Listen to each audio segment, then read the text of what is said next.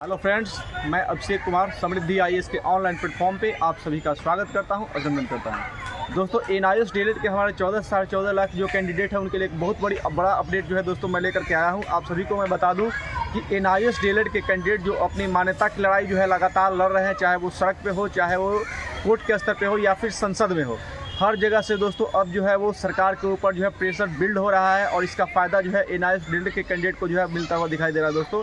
यानी यूँ कहूँ कि एनआईएस डीएलएड के हमारे कैंडिडेट को अब जल्द से जल्द जो है दोस्तों मान्यता मिलने वाली है, यानी कि उनको जो है वो उनकी जीत जो है वो पक्की हो चुकी है। ये मैं क्यों बोल रहा हूँ, इसको जानने के लिए पॉइंट टू पॉइंट जो मैं दोस्तों आपको बताऊँगा। तो सबसे पहले अगर आप इस चैनल पर नया विजिट करें तो इस चैनल को सब्सक्राइब कीजिए, लाइक कीजिए, कमेंट कीजिए और ज़्यादा से ज़्यादा शेयर कीजिए कि एनआईएस डीएलएड के मान्यता को लेकर के जब भी कोई बड़ा अपडेट आए तो आप सभी को जो है शीघ्रता से मिले, क्योंकि सबसे ऑथेंटिक खबर जो है आपको दोस्तों यहीं से दी जाती है।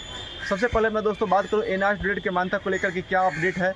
तो सदन में यानी कि संसद में आप सभी को पता है कि अभी तक यानी कि जैसे नवंबर 2023 में जो है वो सुप्रीम कोर्ट के द्वारा एनआईएस डीएलएड कैंडिडेट की मान्यता को जो है रद्द किया गया, ये कहकर कि आप 2 वर्ष की जो डिग्री डिप्लोमा है उसकी इक्विवेलेंट नहीं है। लेकिन तब उसके बाद से जो है एनआईएस डीएलएड के कैंडिडेट जो है वो रोड पे हैं, उनको पता ही नहीं चल रहा है कि वो कहाँ जाए, एकदम निराशा के गर्त में जो है वो डूब चुके हैं। लेकिन अब जो है उनके लिए जो है आवाज़ उठना स्टार्ट हो चुका है। आपने देखा कि संसद में जो है संसद में जो है इसको लेकर के कांग्रेस के जो सांसद हैं उन्होंने सीधे तौर पे जो है आवाज़ उठाई और सरकार को घेरने का काम किया। उन्होंने कहा कि सरकार के फेस पे, सरकार के चेहरे पे जो है एनआईएस डीएलएड के कैंडिडेट को घर से निकाल करके एनआईएस का जो है कोर्स कराया गया और कहा गया कि आपको देश भर में कहीं पर भी अगर शिक्षक भर्ती होगी तो वहाँ पर आपको मौका दिया जाएगा। लेकिन माननीय सुप्रीम कोर्ट के द्वारा जो है ये कह करके इसको खारिज कर दिया गया कि नहीं, आप 2 वर्ष की इक्विवेलेंट नहीं है। तब से ये कैंडिडेट जो है रोड पे है। तो बताइए ये अब कहाँ जाएंगे।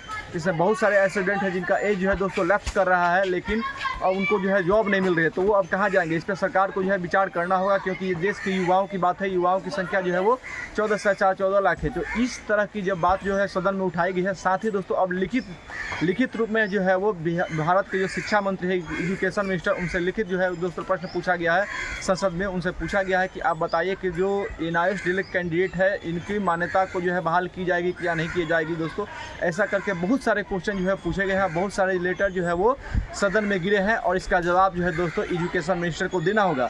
तो दोस्तों इस सवाल का जवाब देने में सरकार जो है दोस्तों दोनों तरफ से फंसती हुई नज़र आ रही है। अगर हाँ कहती है तो भी फंसती है, नहीं कहती है तो भी फंसती है। क्योंकि नहीं कहती है तो इसलिए फंसती है कि सरकार ने ही एनआईएस का कोर्स कराया, उसमें प्रधानमंत्री मोदी जी का चेहरा था।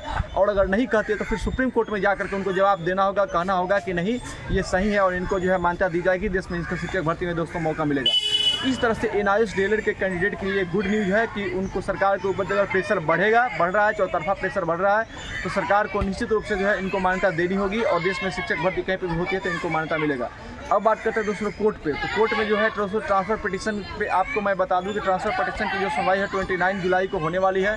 साथ ही रिव्यू पिटीशन जो है उसको एक्सेप्ट किया गया है। बहुत सारे लोग इसको लेकर भी कमेंट कर रहे थे कि रिव्यू पिटीशन को जो है सुप्रीम कोर्ट में एक्सेप्ट नहीं किया जाएगा, लेकिन ये बहुत बड़ी खबर है कि रिव्यू पिटीशन को वहाँ पर एक्सेप्ट कर लिया गया है और उन्हीं जज, ध्यान दीजिएगा, उन्हीं जज के बेंच में इसकी सुनवाई होगी जिन्होंने इस केस को जो है वो यानी कि इन मामले को लेकर के एनआईएस डीएलएड कैंडिडेट को जो है वो ये कहकर खारिज कर दिया था कि नहीं आप 2 वर्ष की इक्विवेलेंट नहीं है। उन्हीं के कोर्ट में जो है इसको दोस्तों सुना जाएगा। तो एक बड़ी खबर ये भी है कि उनको ऐसा लगा है कि इसमें कुछ ना कुछ चीज़ें हैं जो छूट गई है, जिसको वो फिर से जो है वो सुनना चाहते हैं। तो अब ज़रूरत ये है कि जो एडवोकेट वहाँ पे जा रहे हैं वो अपने केस को बेहतर तरीके से जज के सामने रखें, ताकि जज जो है जो बातें वहाँ पे छूट गई थी उसको जो है देख पाएँ और सुन पाएँ और तब जा करके एनआईएस डीएलएड के पक्ष में कुछ जो है दोस्तों फैसला आ पाए। तो दोस्तों ये बड़ा अपडेट है, यानी कि यूँ कहें कि एनआईएस डीएलएड कैंडिडेट के लिए जो है अब अच्छी खबर आने वाली है और जल्द से जल्द हमें लगता है कि एनआईएस डीएलएड कैंडिडेट को जो मान्यता मिल जाएगी और देश में कहीं भी अगर शिक्षा भर्ती होगी तो वहाँ पर उनको जो है दोस्तों वहाँ पर फॉर्म भरने का मौका मिलेगा और उनको शिक्षक बनने का दोस्तों मौका मिलेगा। धन्यवाद।